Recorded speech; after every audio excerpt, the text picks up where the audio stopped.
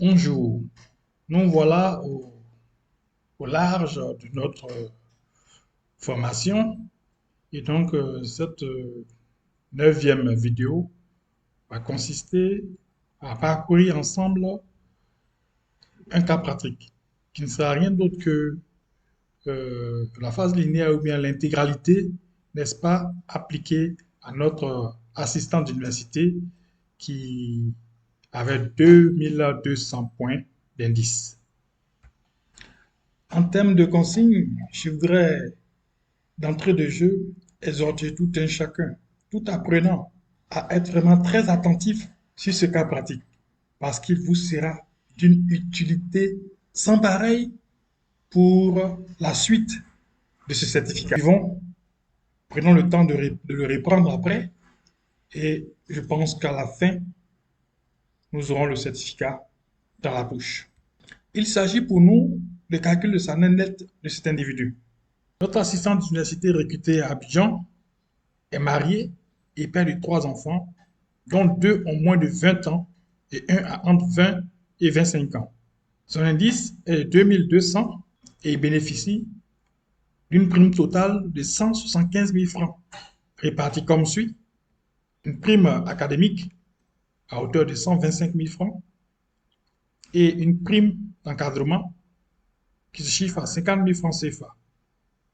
Nous retenons que, à titre indicatif, que la pension CNPS est de 6,3% du salaire brut plafonné, et la MUJFC elle est de 2,8%, la CMU est plafonnée à 1000 francs par cotisant, y compris les enfants à charge, bien entendu, et puis l'IGR, comme qui n'est plus utilisé, n'est-ce pas, et qui était utilisé jusqu'en 2023, et pour cet individu était de 40 315 francs, la contribution nationale était de 31 953 et l'IS était de 7 088 francs. Ce que nous allons faire ici, c'est de calculer, n'est-ce pas, le salaire de cet enseignant de l'université-là selon le nouveau régime. Le nouveau régime qui regroupe l'IGR, la CN et l'IS en un impôt appelé ITS. Vous vous en souvenez, nous en avons débattu dans la vidéo 8, nous en avons parlé. Donc, il s'agit pour nous ici de calculer le salaire de ces individus en fonction de cela. Alors, nous disons ici, nous allons le faire ensemble, ce cas pratique. Le salaire de base est de combien? 2200 multiplié au point 233,45. On obtient combien? On fait le calcul ensemble. 2200 multiplié par 233,45, on obtient les 513 590. 513 590. L'indemnité de résidence, nous avons dit qu'elle était de 15% du salaire de base. Donc, si nous mettons ici les 513 590, que nous les frappons de 15%, nous obtenons 5013 590 multiplié par les 15%, nous obtenons les 77 038. 77 038. Conformément à la réglementation en vigueur et ayant pour lieu de résidence Abidjan, comme c'est dit en haut, l'indemnité de transport ITS sera 20 000 francs, nous avions dit dans le cours précédent. Concernant son allocation familiale, rappelons-nous que notre individu a trois enfants, mais parmi les trois, il n'y en avait que deux qui avaient moins de 20 ans. Et donc, ces deux enfants seront pris ici dans l'allocation familiale. Le troisième sera laissé sur le bulletin, histoire de réduire, n'est-ce pas, l'impôt, comme nous l'avions dit. Et nous avons dit que l'allocation familiale, pour un enfant, était en Côte d'Ivoire de 7 500 francs. Donc, mettons les 7 500 multiplié par les deux enfants, nous fera son allocation familiale sera de 15 000 francs CFA.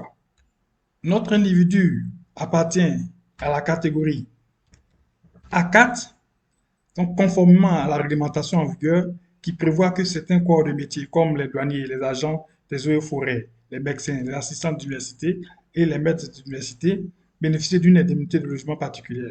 Et donc, étant dans ce cas, son indemnité de logement, si vous vous rappelez bien, devrait être de combien? 70 000 francs, parce qu'il appartient à la classe A4. Mais exceptionnellement, il va bénéficier de 90 000 francs CFA. Nous avions vu aussi dans l'énoncé plus haut que notre individu était bénéficiaire d'une prime totale de 175 000 francs. Et donc, nous allons porter ici la prime, l'individu, à 175 000 francs CFA. Ce qui nous amène immédiatement à calculer le salaire brut. Le salaire brut qui n'est rien d'autre que la somme du salaire de base, l'indemnité de résidence, l'indemnité de transport, la location familiale et l'indemnité de logement, plus la prime. Alors, nous allons aller chercher le salaire de base que nous avons calculé plus haut.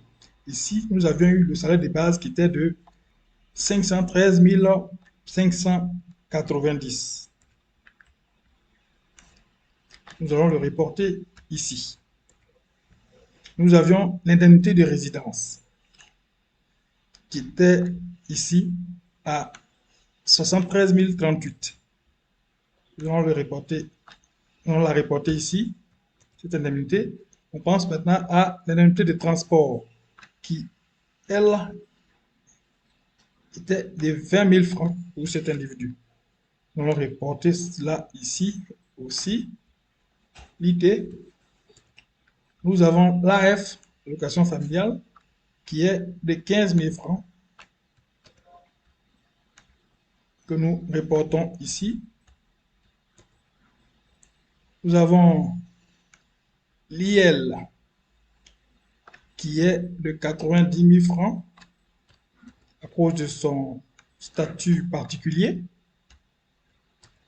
Et enfin, la prime qui est de 175 000 francs ici, qui était le cumul de la prime d'encadrement et la prime pédagogique, comme on l'a dit. Ça va nous donner un cumul de 513 590 plus 77 038 plus 20 000 plus 15 000 plus 90 000 plus 175 000. Ça nous donne un total de 890 638 comme salaire brut pour cet individu. Retenons aussi que dans le cadre strictement de cet exercice, nous allons nous amuser à calculer les différentes retenues en termes de pension CNPS et aussi pension CGRAE, ce qui n'est pas dans la pratique, et je veux dire courant. On ne cumule pas la pension CNPS et la pension CGRAE sur le même bulletin. Ce n'est pas courant. Donc, je vais signifier ce fait-là. Alors ici, la pension CNPS est de 6,3% de notre salaire de base. Ici, allons chercher notre salaire de base. On l'avait calculé plus haut. Il était de... Nous allons calculer la retenue CNPS qui n'est rien d'autre que 6,3% du salaire brut plafonné. Notre salaire brut plafonné ici qui est de 890 628 tapé à 6,3%, ça nous donne, on va faire le calcul, 890 628 multiplié par 6,3%. Nous avons, ah non, le calcul est mauvais, ça fait 800, nous le reprenons, 890 628 multiplié par 6,3%, ça nous fait, voilà, 56 109 francs CFA. Nous posons les 56 109 francs CFA. Utilisons la même pratique et appliquons le taux MUJF-C. Prenons 2,8 qui généralement est situé entre 2,5 et 2,8. Donc ici, nous, dans le cadre de cet exercice, utilisons 2,5% pour appliquer le taux MUJF-C, qui lui aussi a pour base le salaire brut. Donc, nous allons mettre ici les mêmes 800 auxquels on va appliquer les 2,8. Donc, on va faire le calcul, collègue dans le calculette, 890, 628 multiplié par 2,8. Nous avons 24 937 que nous allons porter ici comme pré-UJF-C. Les 1000 francs de CMU et on a ici le SBI. Vous vous souvenez que le SBI, on avait dit que c'était la somme du salaire de base plus l'indemnité de résidence. Allons chercher notre salaire de base. Ici, notre salaire de base ici que nous avons calculé était de 513 590. Nous allons le récupérer ici, le salaire de base. Nous allons le mettre là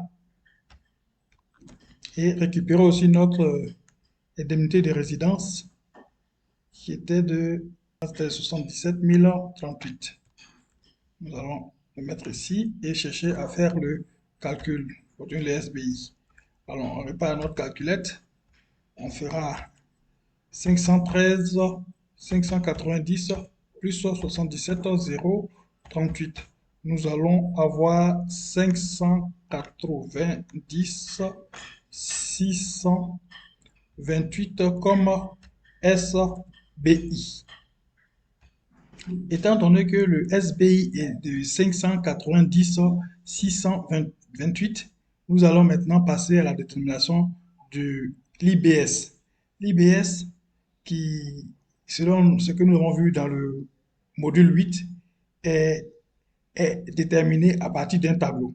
Et donc, dans l'observation de ce tableau, nous en retirons que l'IBS ici va être situé sur le troisième palier, compris dans le troisième palier. Et donc, ici, la première tranche sera l'IBS 1 sera 0. L'IBS 2 sera la soustraction de l'intervalle supérieur du deuxième palier, c'est-à-dire 240 000, moins l'intervalle supérieur du premier palier qui est de 75 000. Et cette différence-là, nous allons la frapper de 16%. C'est-à-dire, allons-y, reprenons notre calculette, ça fera 240 000 moins 75 000. Nous obtenons 165 000 francs auxquels nous allons frapper 16%. Nous obtenons 26 400 francs comme IBS 2. Ici, nous portons le 16 400 ici. Au niveau de la troisième tranche, nous allons prendre notre palier supérieur qui lui est de 580 10 628 ici, n'est-ce pas? Ici, nous allons en déduire le palier supérieur de la deuxième tranche qui est 240 000. Nous revenons à notre calculette. Moins 240 000. Nous obtenons 350 000 auxquels on applique les 21%. Nous obtenons 73 631 que nous allons reporter ici. Maintenant, à l'aide du tableau ci-compte, nous allons déterminer la réduction d'impôt pour charges des familles, RICF. Nous sommes en présence d'un individu marié et père de 3 enfants, dont 2 ont moins de 20 ans, c'est-à-dire qu'ils sont pris en charge. Dans un tel cas, nous avons 3 parts d'ITS. Le RIF est de, ici quand on regarde 3 parts, est de 22 000 francs. Nous allons calculer alors l'ITS. L'ITS qui n'est rien d'autre que la soustraction de l'IBS et du RIF. Mais cependant, nous avions omis un peu plus haut de faire le cumul de notre IBS. Notre IBS alors sera ici est le cumul des IBF 1, 2 et 3. Nous allons faire, ça va faire 0 plus ici les 26 400, 26 400 plus les 73 631. 73 631. Ça nous fait 100 031 comme IBS, hein, pour cet individu. Nous allons marquer son IBS ici, là. Et nous allons poursuivre maintenant dans l'application numérique. Tu vas déterminer l'ITS, qui n'est rien d'autre que l'IBS. L'IBS que nous avons calculé tout de suite, qui était de 100 031. Nous allons prendre la reporter ici, 100 031, et récupérer aussi le RICF, qui est de 22 000 francs, ici. Récupérer les 22 000 et les reporter ici. Ensuite, revenir à notre calculette pour faire l'application numérique qui est de 100 031 moins 22 000. Nous obtenons 78 031, n'est-ce pas, d'ITS à soustraire. La pension CEMU, la pension mensuelle, est de 1000 francs. Et donc, nous portons les 1000 francs ici. À l'instar de la pension CNPS, nous allons aussi, dans le cadre de l'exercice, comme nous l'avons signifié un peu plus haut, calculer aussi la pension CGAE. Nous allons prendre le salaire brut, n'est-ce pas, que nous avons obtenu un peu plus haut, le salaire brut imposable, qui était de 890